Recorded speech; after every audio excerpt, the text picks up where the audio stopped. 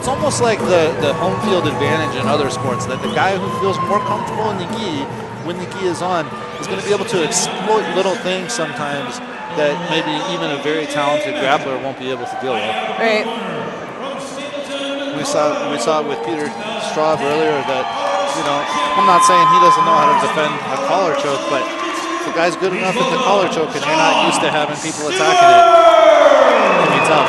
The higher the belts get, I mean, your basics are very important. However, you know, there's often a higher variety of the bread and butter that people just have and they go to, and they know every if in and out about how to land it, and they'll get the job done.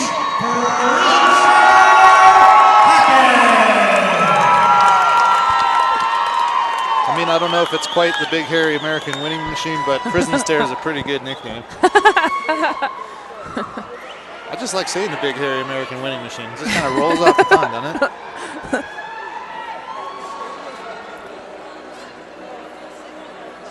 Fighting the grips here, something we haven't seen too much of.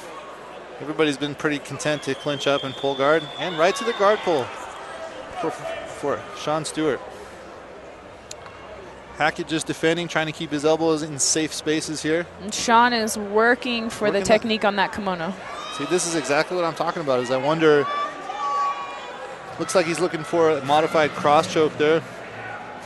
Right, and there's no way that being Chase in this position, having your gi pulled up over your shoulder that way, that you don't wonder if you are in trouble and you just don't know it yet. Well, the thing about this technique that makes it so nice, this is a favorite of mine as well, is that not only is he threatening with the choke here, but he's able to maintain Chase's posture broken down. There he releases it. Chase gets his posture back. He's obviously a lot safer.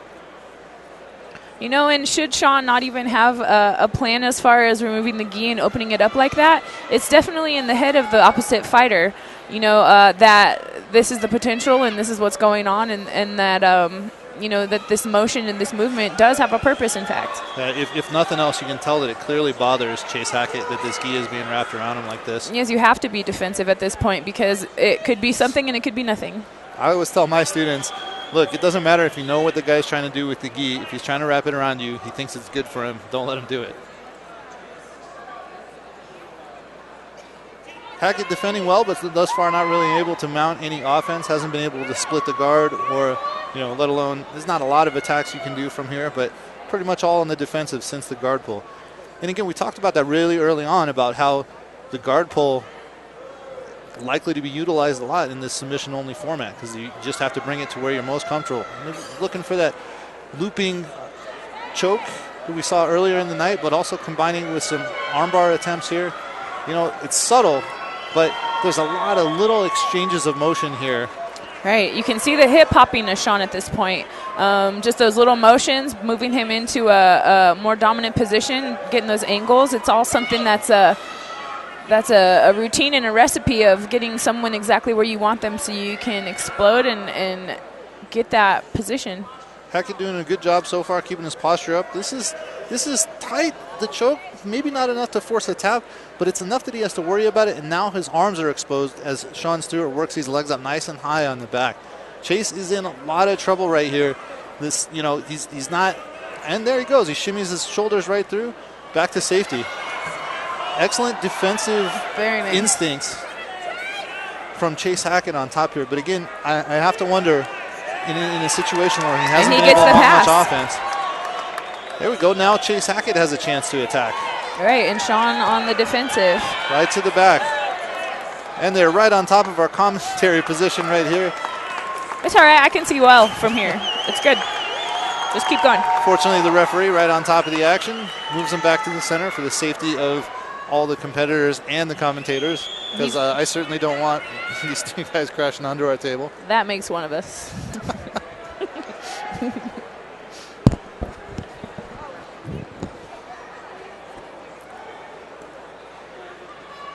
All right, they start from half guard.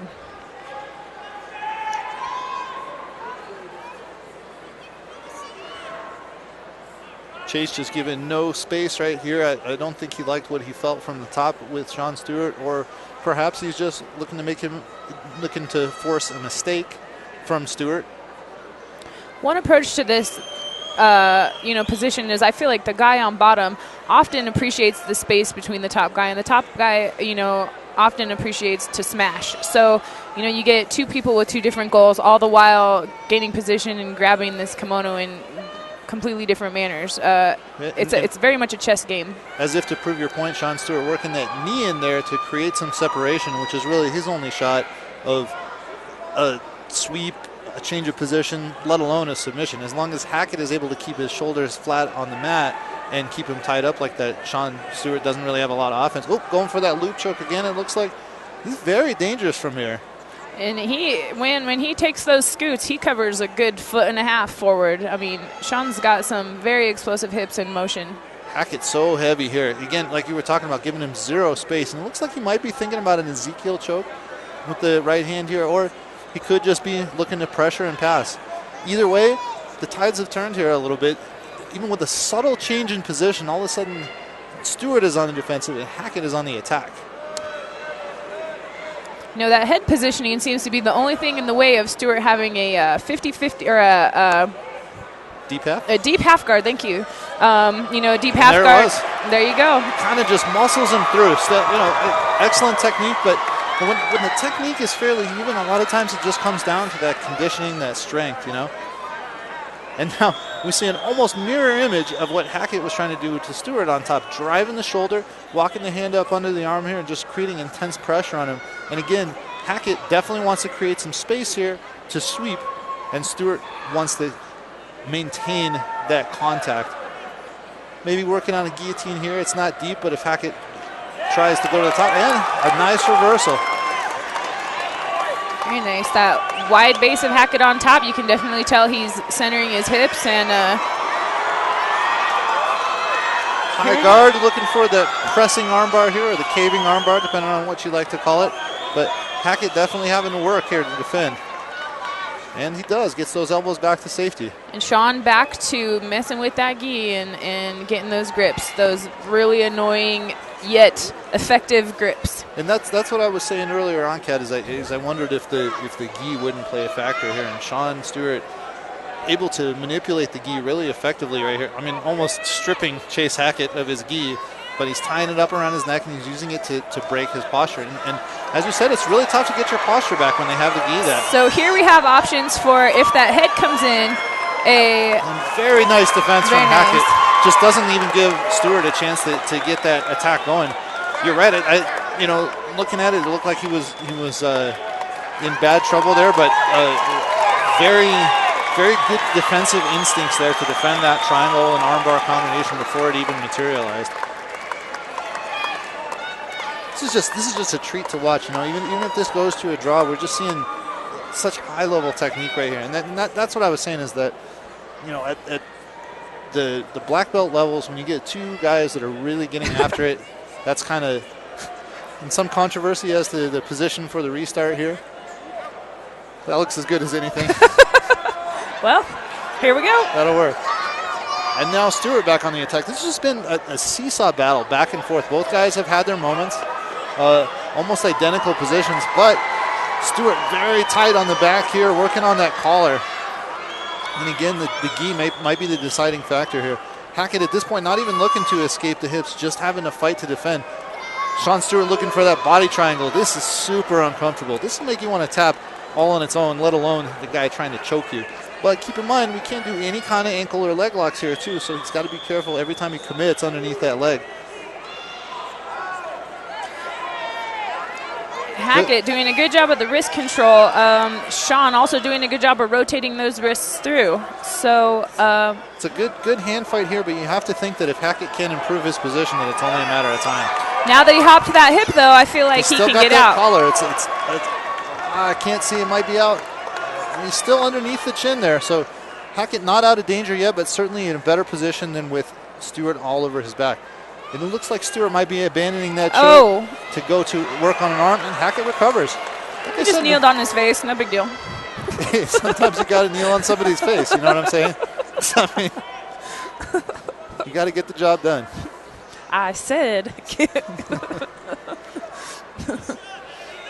Very nice rolling omoplata attempt. And Sean Stewart right around the side to defend. I know time has to be running short, and I'm really sad if this fight ends.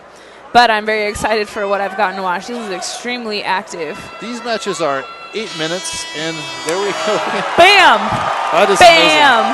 You know, you're welcome for my internal clock. How do you do that? That's twice that you called the time within like 3 seconds. You must have a hidden timer here.